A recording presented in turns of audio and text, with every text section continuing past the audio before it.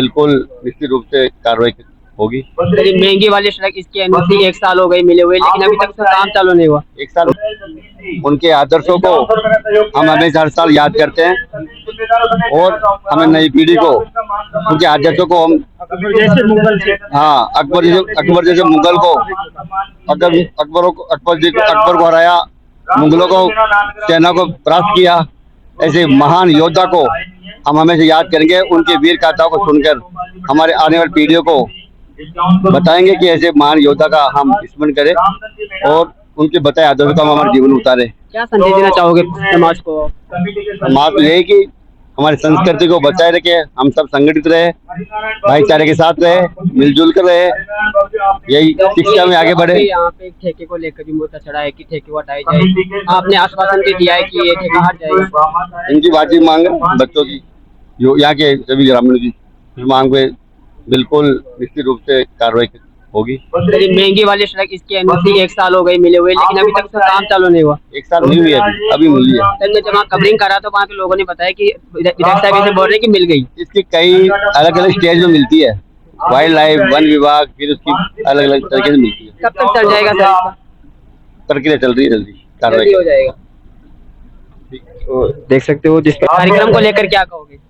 मैं इस कार्यक्रम को लेके कहूँगा, जो वीर शिरोमणि महाराजा हुए थे अकबर के शासन के काल में, इस देश में एक महाराणा प्रताप ऐसे योद्धा थे जिन्होंने बांस की रोटियां खा करके भी मुगलों से संघर्ष किया। उसी के समकालीन उन्हीं के समय के जो राव आजादी थे, उनके शासनकाल में मुगलों से टक्कर ली, हार नहीं मानी और आन बान के लेते हुए शान से संघर्ष करते हुए पूरे जीवन भर और अपने सम्मान के लिए ही शहीद हो गए। एक लोक कथा भी चलती है कि 52 कोट 56 दरवाजा, मीना मृदनान का राजा, इसी को लेकर ये कहावत बनी है। बिल्कुल बिल्कुल, इन्हीं को लेकर बनी है और हमें इनके संस्कार पर चलना चाहिए।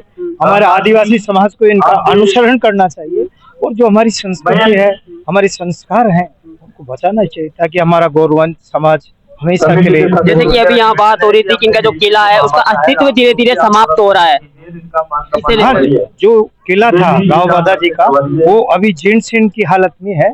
उसको अभी क्योंकि भारत सरकार में यहाँ राजस्थान में और केंद्र में एक ही सरकार है और हमारे एमएलए साहब ने भी हमें आश्वस्त किया है, लेकिन एक जो प्रक्रिया होती है क्योंकि वो फॉरेस्ट में है, तो फॉरेस्ट को किस प्रकार से हम उसका भू परिवर्तन करा सकेंगे या उसको किस प्रकार जीर्ण शीर्ण करेंगे, उसके लिए हम हमारे एमएलए साहब से, हमारे स्थानीय ग्राम पंचायत प्रशासन से पूरा डॉक्यूमेंट तैयार करके पुरातत्व विभाग, नई दिल्ली में पुरातत्व विभाग से मिलेंगे, इसका हल खोजेंगे और इसको पूरी तरह से उसको पुनर्जीवित करेंगे। जैसा जब इस मूर्ति की स्थापना हुई थी तो बाबा किरोड़ी आए थे, तो वो मुताबिक मतलब कहके भी गए थे कि मेरे पास आ जाना, मैं इसका वो करवा दूंगा। तो बिल्कुल डॉक्टर किरोड़ी जी आए थे, उस समय वो राज्यसभा के मेंबर थे और वो सरकार, केंद्र सरकार के एक भाग थे, पार्ट थे, लेकिन उसमें किरोड़ी लाल जी की वो नहीं है।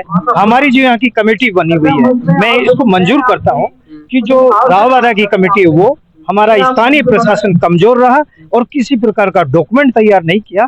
बिना डॉक्यूमेंट के कोई काम भी नहीं होता है और उसके लिए कभी प्रयास ही नहीं किया। केवल एक दिन हम ये प्रयास के लिए कह देते हैं जो जनप्रतिनिधि आते हैं, अगर प्रयास होते तो जरूर वो सफलता हमें अर्जित होती। आप इसे पूरा उसका काम बनाने का मतलब प्रयास करेंगे कि उसकी मरम्मत हो और उसकी जो विरासत है बाबा की वो रहे ऐसे? जी, हम अभी क्योंकि अभी हमारी जो ग्राम पंचायत है दांतली की भी वो भावनी है, अगर अभी ऐसा प्रस्ताव पास कर सकते हैं फिलहाल में, क्योंकि अभी चुनावी माहौल चल रहा है और अगले वर्ष से ये दांतली भी, दांतलगढ़ भी पंचायत एक स्वतंत्र पंचायत पार्ट हो गया है, उसमें ये सारे डॉक्यूमेंट्स तैयार करेंगे और आगे की कार्रवाई के लिए हमारी जनप्रतिनिधि को पेश करेंगे ताकि ये जो हमारा महल है उसका पुनर्जीवित हो, पुनरुद्धार उसका हो सके। बहुत बहुत धन्यवाद। हाँ जी, आप क्या बोलना चाहोगे?